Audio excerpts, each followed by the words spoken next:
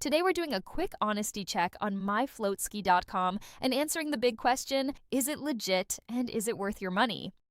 So first impressions, the site looks like a niche outdoor gear store, but when you dig a little deeper, there are a few things you always want to watch for with these types of online shops. That includes pricing that seems too good to be true, limited company information, and unclear return policies. Now, I'm not here to call anything a scam outright, but I always recommend doing a few checks before buying.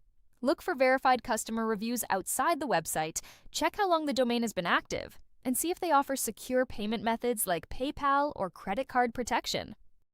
If a site is legit, it usually has a clear brand presence, real customer feedback, and transparent shipping and refund details. So my honest take? Be cautious. If you're considering ordering, start small or stick with payment methods that protect you. That's it for this quick review. Hope it helps you avoid wasting money. If you want more checks like this, subscribe and drop a comment below.